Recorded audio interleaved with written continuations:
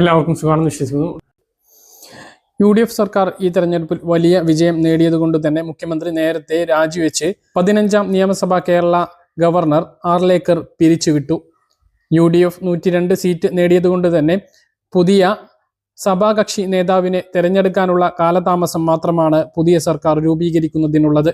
ഒരു ഏകാധിപത്യ സ്വഭാവമില്ലാത്ത പാർട്ടിയാണ് കോൺഗ്രസ് എന്നുള്ളത് കൊണ്ട് തന്നെ സഭാകക്ഷി നേതാവിനെ തെരഞ്ഞെടുക്കുന്നതിന് കാലതാമസം ഉണ്ടാകും. 3 നേതാക്കളാണ് മുന്നിലുള്ളത്. VD Satheesan, KC Venugopal, Ramesh Chennithala. ഇവരിൽ ആരെങ്കിലും ഒരാൾ മുഖ്യമന്ത്രിയാകും. തുടർന്ന് പൊതുവായ ചടങ്ങിൽ മുഖ്യമന്ത്രിയുടെയും ചില മന്ത്രിമാരുടെയും സത്യപ്രതിജ്ഞ കഴിഞ്ഞാൽ ആദ്യ സഭാ സമ്മേളനം വിളിച്ചു തീർക്കും. ഗവർണറുടെ നയപ്രഖ്യാപന സമ്മേളനത്തിന് ശേഷം ആദ്യ ധനമന്ത്രിയുടെ നയപ്രഖ്യാപനത്തിന് ശേഷം പുതിയ ധനമന്ത്രിയുടെ ബജറ്റ് അവതരണം ഉണ്ടാകും. ഈ ബജറ്റിൽ നിരവധി പദ്ധതികൾ പ്രഖ്യാപിക്കും.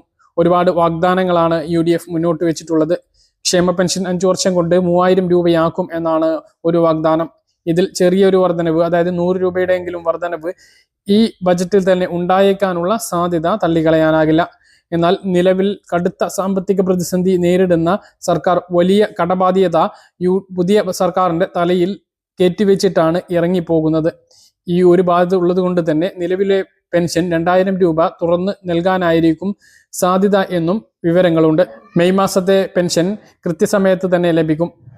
നേരത്തെ തന്നെ ഉത്തരവ് ഇറക്കിയത് കൊണ്ട് തന്നെ വലിയ താമസം ഇല്ലാതെ പെൻഷൻ തുക പതിവ് പോലെ ബാങ്ക് അക്കൗണ്ടുകളിലും ബാക്കിയുള്ളവർക്ക് കയ്യിലും എത്തിച്ചേരുന്നതാണ്. പുതിയ ഭരണസമിതി അധികാരത്തിൽ എത്തുന്നതിന് മുമ്പ് തന്നെ ഉത്തരവ് ഇറങ്ങിയിട്ടുണ്ട്. മാർച്ച്, ഏപ്രിൽ, മെയ് മാസത്തെ പെൻഷൻ ഉത്തരവ് ഒരുമിച്ചാണ് സർക്കാർ ഇറക്കിയത്. ഇപ്പോഴും LDF സർക്കാരിന്റെ കാലാവധി നിലനിൽക്കേണ്ട സമയമാണ്. എന്നാൽ ഭൂരിപക്ഷം നഷ്ടമായതിനെ തുടർന്ന് മുഖ്യമന്ത്രി പിണറായി വിജയൻ രാജി വെച്ചതുകൊണ്ട് തന്നെ ഇപ്പോൾ ഒരു മുഖ്യമന്ത്രി ഇല്ലാത്ത അവസ്ഥയാണ്. ഭരണ ചുമതലയിൽ തുടരണം എന്ന് ഗവർണർ ആവശ്യപ്പെട്ടിരുന്നു എങ്കിലും കഴിഞ്ഞ ദിവസം 15ാം നിയമസഭ ഗവർണർ പിരിച്ചുവിട്ടു. അപ്പോൾ ഇനി പുതിയ സർക്കാർ അധികാരത്തിൽ വന്നതിന് ശേഷം മാത്രമേ പെൻഷൻ വിതരണ നടപടികൾ ആരംഭിക്കുകയുള്ളൂ. എന്തായാലും 25ാം തീയതിയാണ് നമുക്ക് പെൻഷൻ സാധാരണഗതിയിൽ ലഭിക്കാറുള്ളത്. അതിനു മുമ്പ് സത്യപ്രതിജ്ഞ ഉണ്ടാകും എന്നാണ് അറിയുന്നത്. സ്ത്രീ സുരക്ഷാ പെൻഷന്റെ കാര്യം മറിച്ചാണ്.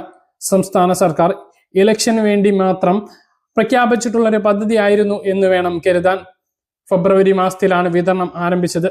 മാർച്ചിൽ ഇലക്ഷന് മുമ്പും അത് വിതരണം ചെയ്തു. എന്നാൽ ഇലക്ഷൻ കഴിഞ്ഞതിന് ശേഷം അതിന്റെ നടപടികളൊന്നും പിന്നീടുണ്ടായില്ല. ഏപ്രിൽ മാസത്തിൽ വിതരണം ചെയ്തില്ല. പുതിയ സർക്കാരിന്റെ ബജറ്റിന് ശേഷമായിരിക്കും ഇനി ഈ പദ്ധതി തുടരുകയാണ് എങ്കിൽ സഹായം ലഭിക്കുക. ഇല്ല എങ്കിൽ ഇതുപോലെ തന്നെ മറ്റൊരു പദ്ധതി പ്രഖ്യാപിക്കാനുള്ള സാധ്യതയും തള്ളിക്കളയാനാകില്ല. നിലവിൽ തദ്ദേശ സ്വയംഭരണ വകുപ്പ് മുഖേന നിരവധി പേർ അപേക്ഷ നൽകി ഇത്രയും ആളുകൾ കാത്തിരുന്ന ഒരു പദ്ധതി ആയതുകൊണ്ട് തന്നെ ഒറ്റയടിക്ക് ഉപേക്ഷിക്കാനുള്ള സാധ്യതയും ഇല്ല. പിണറായി സർക്കാർ തുടങ്ങിയതുപോലെ തന്നെ നിർത്തിയ പദ്ധതിയാണ്. ഇനി ഇത് വീണ്ടും തുടങ്ങണമെങ്കിൽ UDF സർക്കാരിന്റെ ഒരു തീരുമാനം വരേണ്ടതുണ്ട്. കെട്ടിട നിർമ്മാണ തൊഴിലാളി പെൻഷൻ 18 മാസത്തെ കുറിച്ച് മുഴുവൻ നൽകും എന്ന് പറഞ്ഞിരുന്ന LDF സർക്കാർ 5 മാസത്തേത് മാത്രമാണ് നൽകിയത്. 13 മാസത്തേതും കഴിഞ്ഞ മാസത്തേതും അടക്കം 14 മാസത്തേത് വീണ്ടും കുടിശ്ശികയായിരിക്കുന്ന സാഹചര്യമാണുള്ളത്. പ്രവാസി പെൻഷൻ മുടങ്ങിയിട്ടുണ്ട്. ക്യാൻസർ രോഗികൾക്കുള്ള പെൻഷൻ മുടങ്ങിയിട്ടുണ്ട്. ഇങ്ങനെ നിരവധി പെൻഷനുകളാണ് LDF സർക്കാർ കുടിശ്ശികയായി ഇറങ്ങിപ്പോയിട്ടുള്ളത്. ഇതെല്ലാം UDF സർക്കാർ കൊടുത്ത് തീർക്കേണ്ടതുണ്ട്. അപ്പൊ എല്ലാം ബജറ്റിന് ശേഷമായിരിക്കും കൂടുതൽ ഒരു വ്യക്തത വരിക. നിങ്ങളുടെ അഭിപ്രായങ്ങൾ താഴെ കമന്റായി രേഖപ്പെടുത്തുക. കാര്യമാണ് പറഞ്ഞ കാര്യങ്ങൾ കൃത്യമായിട്ട് മനസ്സിലാണെന്ന് കരുതുന്നു. ഇതുപോലെ ഇൻഫർമേഷൻ ലഭിക്കാൻ ചാനൽ സബ്സ്ക്രൈബ് ചെയ്യുക, ബെൽ ഐക്കൺ എനേബിൾ ചെയ്ത് വെക്കുക. മറ്റൊരു വീഡിയോയുമായി നമുക്ക് കാണാം. ദൂരേക്ക് ബൈ.